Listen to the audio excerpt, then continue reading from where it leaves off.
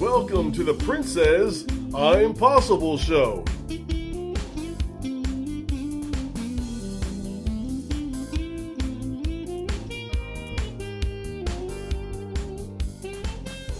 Here's your host, Princess Jones. Welcome to the Princezz I'm Possible show. We are here today with the phenomenal Rose Mays, who is the director of the Fair Housing Council of Riverside. Hello, Rose. How are you doing? I'm fine, Princess. How are you? I'm great. I thank you so much for allowing us to come by and chat with you today, get some information for our viewers. So we'll go ahead and get started. It's my honor to be here with you. Thank you. So, Rose, what inspired you to become the director of the Fair Housing Council of Riverside County? As usual, we try to find what our passion is in life. And one of the things that I had my own business. And in running my own business, I did not find that passion that I really wanted to do. So I started volunteering for the Fair Housing Council of Riverside County. And you know what? I felt just so relaxed. This is the place I needed to be. However, I kept on running my own business until there came a time when one of the directors of the Fair Housing Council decided that she no longer wanted to be there. And it was then that one of the director who was on the board said, I know who can run this Fair Housing Council for you. And I was voluntold to come to the Fair Housing Council and started working. I said, but I have a business. And she said, oh, you can sell that business because I know where your passion is. So that's how I got started. So because of the passion, that's wonderful. So what have you done to address and rectify the housing discrimination problem? Well, initially, I had to start from the beginning, and that is working the lines, the telephone lines, and working the customer service, listening to what the people had to say. What were some of their concerns? What was being done and was not being done? And I took it from there. I gathered all my data, and after gathering my data, I went to HUD, and I began to tell HUD about some of the things that I personally was hearing, and I did not see that it was being done, not at our agency, and even going to the conferences, that they were missing, we were missing something. And that is how we started working directly with HUD and other DFEH, Department of Fair Employment and Housing, and getting things together because it was such a great need in our community. Yes, well. Rose Mays. Well, a great need, and we sure appreciate all that you've done and are still doing, Rose. Thank you. Okay. What major challenges have you faced while working at the Fair Housing Council of Riverside County? The challenges were, number one, financially, because you can do the work, but you cannot always find the funds that's needed in order to implement most of the programs that you have and you want to be able to take to the community. However, things have gotten better, and the challenges are sometimes not only the funding, but the threats that you receive, and talking to some of the clients when you can't help them, it's impossible to help them. But we actually started doing other things, not only just to sit and allow the threats to go unanswered. We did things to go to the Department of Housing and Urban Development, also go to DFEH, Department of Employment and Housing, and the DA's office, and start addressing those types of challenges when we receive them. And not only that, we found that training all of our counselors as to how to speak to people who are in need. They're hurting outside. They're hurting living on the streets. They're hurting when they can't pay their rent or meet their mortgage payment. They're hurting, and that's the only thing sometimes they just needed someone to speak to. Oh my gosh. Well, you know, when you said threats, Yes. what type of threats are you making reference to? The threats sometimes is just that they would come to the office, and I just want to show you what I mean. And I would not allow them, we would not sometimes even give them the address, either that we would close early sometime to make sure that nothing happened. We would notify the police department sometime, and also just to make sure that everyone got out at the same time. Those types of threats, because sometimes when people are hurting, you never know what they're capable of doing. But one thing for sure, we knew that do not take a chance on just having someone to show up. We started making sure that they had an appointment to come in to see a particular counselor. Those were some of the techniques that we used in order to make sure that no one got hurt, but just to stay alert, and most importantly is treat people with dignity and respect. Talk them down if indeed that they're getting out of hand. Now, are your employees trained to do that? Absolutely. That became part of HUD's technique in letting them know that if a person is escalating, we need to know how to de-escalate them. That's by treating them with dignity and respect and listening, just listening to them, because sometimes they only needed someone just to listen to them. And do what you can to mediate an issue or problem with the landlord or the owner or the manager. That's what you have to do.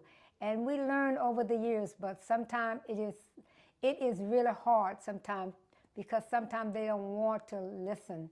They just want to talk. And they can keep you on the telephone for an hour or so if you will allow them. Wow, that's really unfortunate too, you know. Yes, when it things is. get to that point where you're talking about threats. Yes. Hi, I'm Elwood J. I host the Old School Jazz Show every Thursday from 3 to 6 p.m. I play the finest in jazz. So why don't you tell a friend? And also, why don't you download the app KUBU 96.5 FM. Hey, have a wonderful day. Recently, you were acknowledged at a HUD, Housing and Urban Development Conference, for your foresight in addressing the foreclosure crisis. Yes. What can you share about that experience? Well, as you know that we have toll-free lines and other lines that we have, and normally we would intake about 100 to 150 calls daily. However, as in 2006, 2007, we began to get 200, 300 to 400 calls. And every time we would pick up the telephone, it was the same thing, that I can't pay my mortgage. They're going to foreclose on me. What can we do? And after a while, I called and I was asked around to other fair housing councils, are you receiving these types of calls? The answer was yes. I said, well, then what are we going to do about it? And it was then I called HUD and I asked them, we're receiving double the number of calls, but most of them are related to foreclosure. There's something going on out here, and we must address it, because if we don't address it, then there would be a crisis on our hands. And they said, well, why don't we try to get more data? And so what I decided to do, that I would have a conference. And in that conference, what I did, I invited her to come down to the city of Riverside at the Marriott Hotel. And 6 o'clock in the morning, there was over 100 and some people in line to attend that conference. And HUD finally showed up at 9 o'clock. And that was then, they heard everybody. They heard for themselves. And that's how we got funding to start addressing the foreclosure crisis. Wow. And thank you to you to get the ball rolling on something like that, because that was definitely needed. Yes.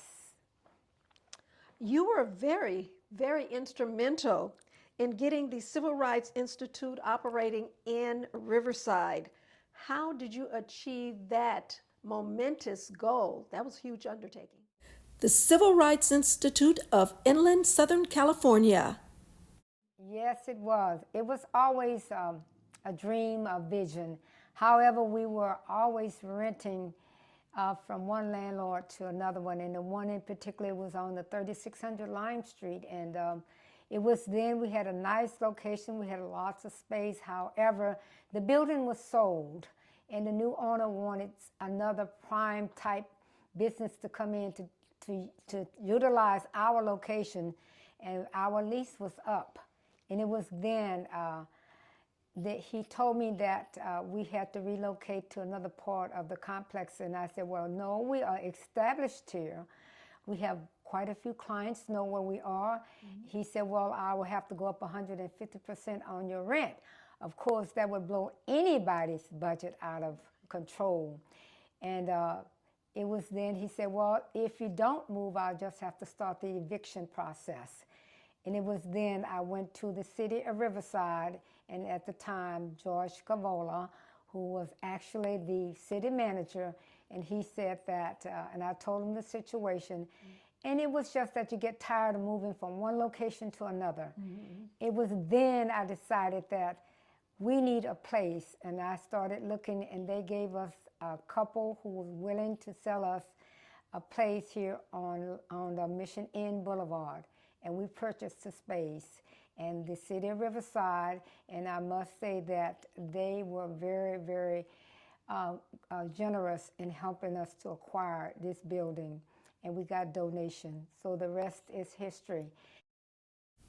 The Civil Rights Institute, Inland Southern California, opening ceremony, October 20th, 2023.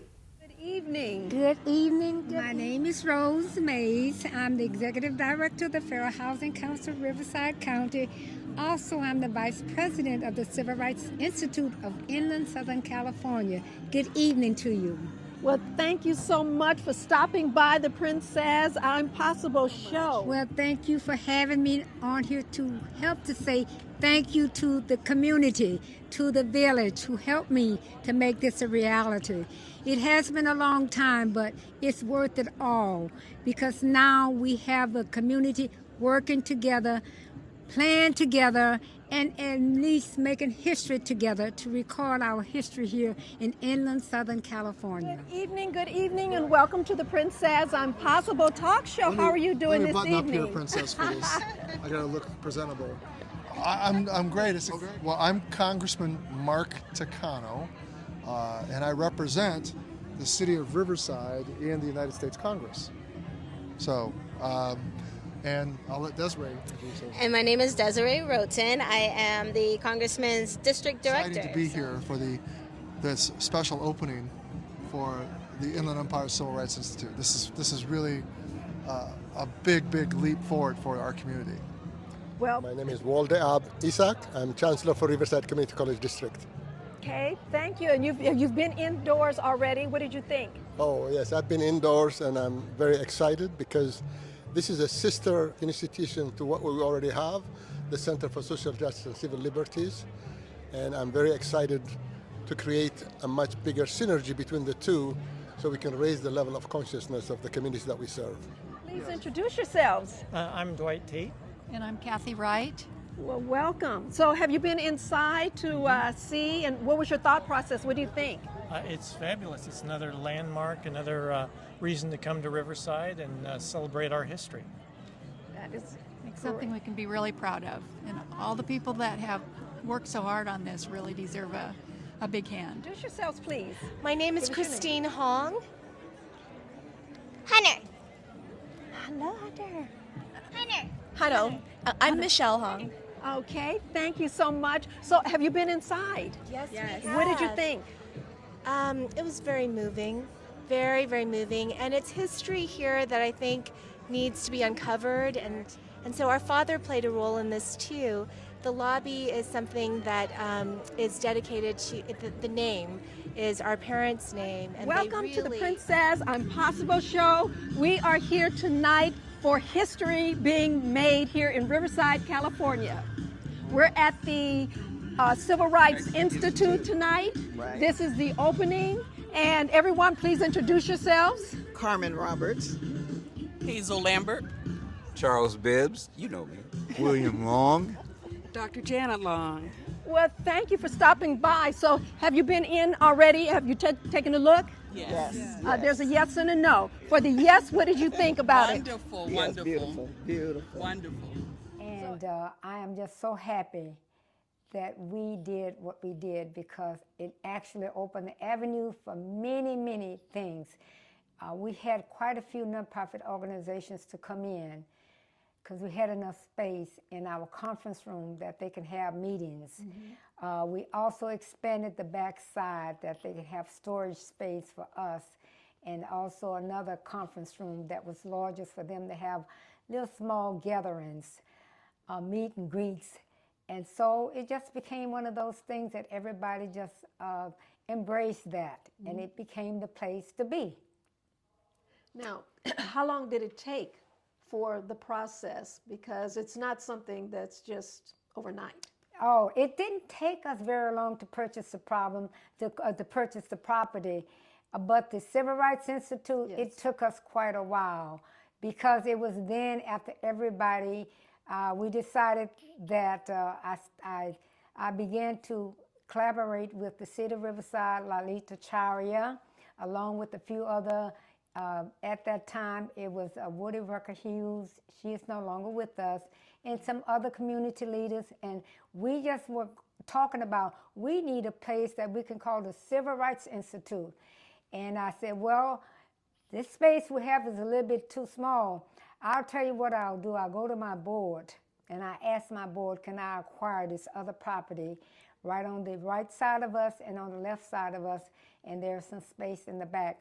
My board gave me the permission to do so, and I purchased that. And from there, after it was purchased, we decided to got together. We had over 60-some people that gathered at the Greater Riverside Chambers, and we all started discussing what we would do with the property, the building that we would build, and we had it going on because I wanted to go up 12 stories to give everybody a floor so that they can display all of their arts and crafts and have kids to come in and do their thing. And at the same time, I said, I'll just use fair housing to be the place to be, and we would just address every issue we have. The NAACP would have an office. The art councils will have an office space, and we would just have, that's the place where you would come and solve every problem you thought you had in the city and county of Riverside. Welcome to the Princezz I'm Possible show. Well, needless to say, the city said that you can't go up 12 stories, Rose. You got to come down. And we ended up having a consultant to come in and to tell us what was possible based upon the proximity of the property and the people who were living behind us because of they had houses and you could not go up that high. Highest we could go with 5 or 6 floors up. Okay. And that's how we ended up with the concept being materializing, and we were able to really build this place, and we're very, very proud of it. Now, when people come to see the Civil Rights Institute, what can they expect to see? Well, you know, what we had in mind, we wanted to be all-inclusive. And we wanted to make sure that our stories in the city of Riverside and inland Southern California was being told. And we felt that there were many groups basically having some of the same problems as African Americans, the Asian, Latinos, and other Native Americans. So we wanted to be the place to come, number one, to tell those types of stories and to archive some of this information. Because as you can see, you can't go one place to find the stories whereby Native Americans, how long were they here, when they arrived, or they already were here, when, all of that. We wanted to be able to be that place, and that's when we start planning from there. And initially, they said, you're going to need a place a lot larger than what you have on hand. I said, this is just the beginning. We will go further from here, but at least let's get started. The Civil Rights Institute, Inland Southern California, grand opening, October 22nd, 2023. Welcome to the Princezz Impossible talk show. It is the Civil Rights Institute here in Riverside, California. And I am here right now with three beautiful young ladies. Well, introduce yourselves. Hi, I'm Terry Hawthorne. I'm a counselor at Moreno Valley College. Marsha Edmond, teacher in Moreno Valley Unified School District. Talise Hughes. Today, as the ceremony is opening today for the Civil Rights Institute, what is your thought process? I don't want to go first. My thought process, it is just amazing that we're having this going on in Riverside. It's been a long time coming, and I am so thankful that it's here. I agree with her. It is great to see so many cultural monuments being opened up based on the people who helped get Riverside started and keeping it going for positive change. And of course, myself had tears when I was parking because, like my line sister stated, this was long overdue, and I'm glad we're finally here. I know that if my mother was here, she would be a very intricate part in getting this together as well. And I'm ecstatic, and it's also great to know and see those that have paved the way and that I've had the honor to meet in my lifetime. So I'm super excited about that. Noticing all this red and white. Delta Sigma Theta Sorority Incorporated. At the Civil Rights Institute. Can you give us your name, please? Introduce yourself. Sure. My name is Wanda Scruggs, and I'm president of I Can Soar Incorporated. It's an organization in which we teach young girls basic life skills. Oh, now that is necessary. Yes. Very yes, necessary. Yes. They don't teach them anymore. No. So tell us, what do you think about the Institute? You know, this is history in being made right here in Riverside, California. What do you think about the Civil Rights Institute? Being a fellow Riverside, I was born right in Riverside Community Hospital. This is dynamic. It really is. So glad to have you here. First of all, introduce yourself, although I know who you are. I'm Dr. Samuel Gibbs, member of Kappa Alpha Psi Fraternity Riverside Alumni Chapter. And we are so excited because we've been partnering with Rose Mays and Fair Housing for the past couple of decades. And this is just a dream that she's had that's come to fruition. As a matter of fact, we have our brick right there showing that Kappa Alpha Psi Fraternity supports Rose Mays, will always support her, and this is just an awesome accomplishment. We're here at the Civil Rights Institute opening ceremony, and I've got these two handsome young men right here with me. Please introduce yourselves. My name is Brandon Wells. And I'm Nate Wells. Welcome, welcome, welcome. I know both of you very well, but I wanted to find out, have you been inside to see all of the artifacts and the photos and everything? Yes. Great. What did you think? I thought it was very inspirational, and I thought everything in there really reflected on how the Black community. It was really inspirational. And what is your thought process? I loved it too. It showed the history of what we came from, and I appreciated how they included every detail. I really appreciated all that. And introduce yourselves, please. Yes, I'm Andrea. I'm here from Riverside. And I'm also Geneva Perry here from Riverside. Okay, and I see beautiful ladies of Sigma Gamma Rho. Sigma Gamma Rho Incorporated. Yes. So let me know, what did you think about the Institute? What is your thoughts? You know, for me, growing up in Riverside, this was just a culminating way of just kind of recapturing a lot of the events that I remember from my childhood. Awesome. And what did you think? And I was just going to say, just the turnout of this event was amazing and awesome.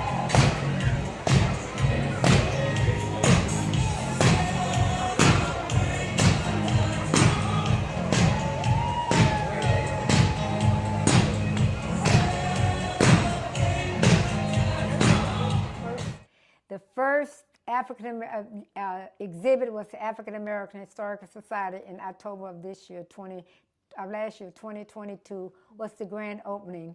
And because of the fact that they were able to come and to work with us, not only physically but financially as well. And so we are looking forward to actually having maybe the Native America, either Asian American, being the next exhibit that will come on board within the next maybe 3 to 4 months from now, because we've had this up about 3 months now. So that we're going to change it up maybe every 6 months or something like that. And we're proud of it because we have just started allowing the public to come in and to embrace this exhibit. We are at the Civil Rights Institute in Riverside, California. Rose Mays will be giving us a brief tour of the Institute. First I noticed was my good friend, Dr. Lula Mae Clemens, at 96 years old, a Riverside icon, where she has written so many books and also continued to fight for social justice in our city. Again, another icon here. And the first, Renee Hill, the first person of color to lead the Riverside Unified School District. Amazing. We went on, we tried to collect things from various individuals as Dr. Hill, the Board of Education in San Bernardino, California.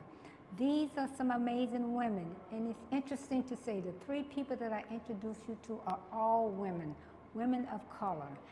I want to go on as I reach to Woody Rucker Hughes, who the school, the post office was named in her honor here.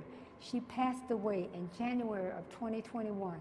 She was an amazing woman. She headed up the NAACP for years. She fought for social justice, and here is the largest of all, Dale Roberts. When I came here in 1979, Dale Roberts was heading up the Black History Month Committee, where he had the first parade in this city for African America. It was Judge Irma Poole Ashbury, the first Black female judge in Riverside County Superior Court. Wonderful. Next we have Chief Michael Moore, the first Black fire chief for the city of Riverside in 2019. And thirdly, what we have is Dr. Deborah Dees, medical doctor, the Vice Chancellor of Health and Services, the first of its kind at UC System. What a fabulous accomplishment. And for our Black military services, we had the Buffalo Soldiers, the 20th century. We have the Tuskegee Airmen, who has wonderful accolades. And let us not forget the Lonely Eagle, the Tuskegee Airmen. They did a lot and made history. Here we have Taisha Miller in 1999. The shooting rocked the Riverside community. And you know that there were so many people that was so upset about this. We had celebrities, we had civil rights activists coming from all across the United States. Well, welcome back. Welcome back. Hopefully you enjoyed the tour. It's just amazing. So you need to come down and take a look at the Civil Rights Institute and see all of the hard work that Rose Mays and her committee put in to making it a phenomenal location. So you need to come on down. I would say we are located at 3933 Mission Inn. We have a website, FHCRC at fairhousing.net. And also we have a website. We have the website, and also we have outreach and education. That's good to know.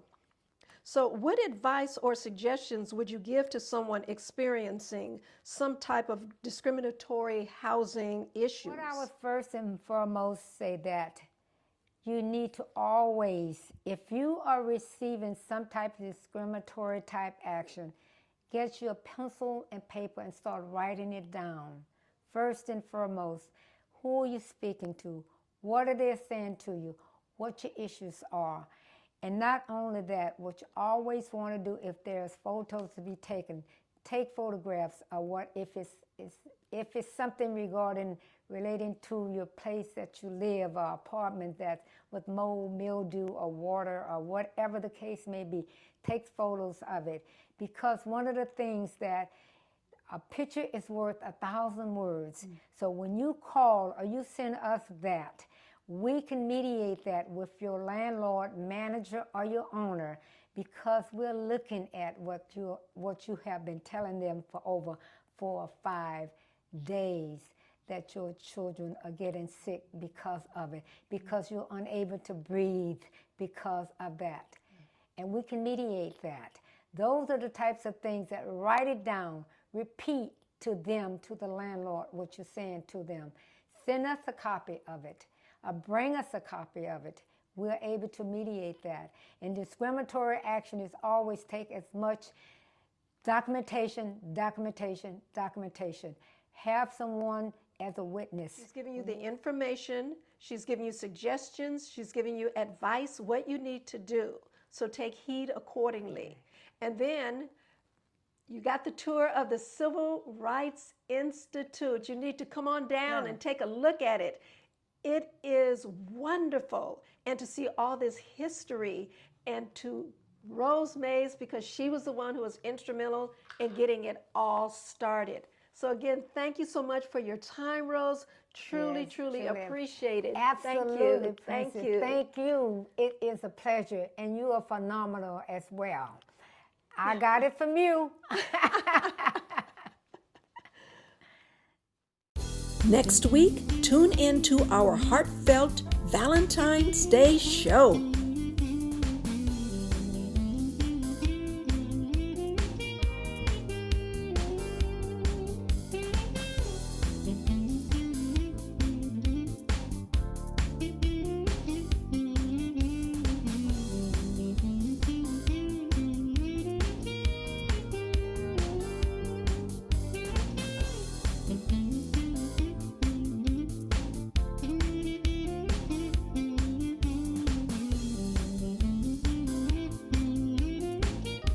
We want to thank our guest and thank you for tuning in. Next week, we have an exciting show just for you.